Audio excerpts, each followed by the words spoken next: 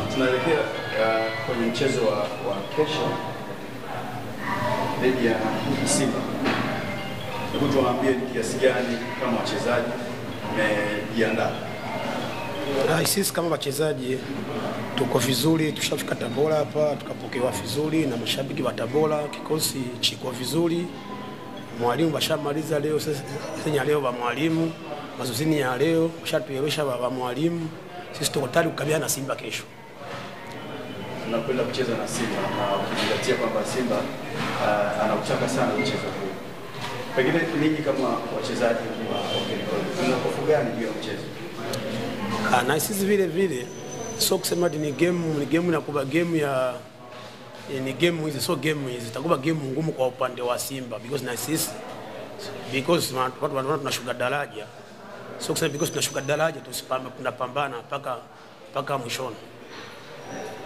Kwa kuwa mmechagua mwishoni huko uwanja wa nyumbani Alexander Mwinyi, mmejiandaa namna gani pengine kuweka historia kwa namna ambavyo ni kama kwenda kuwalipa mashabiki wa Tabora kile ambacho mtakifanya kesho?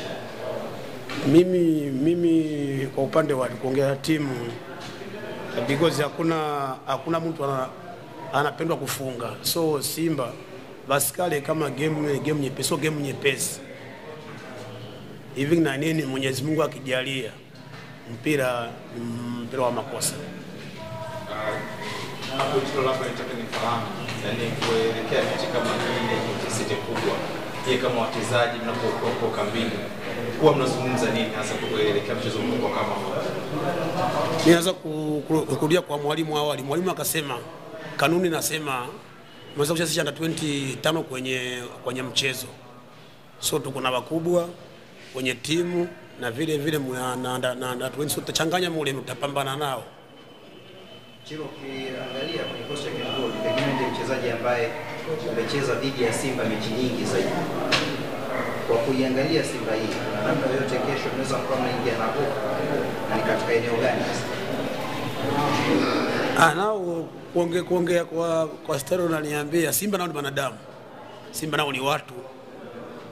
So wale wachezaji mnaona sisi tuko nao wachezaji wadogo tunawapa nguvu mpaka tutapambana na Simba because hatuwezi kuwaacha babe down. Tunataka tubanyanyue. Simba ni kama sisi, ni Simba tu ikabadilika jina, timu ni kubwa bali watu ni wale.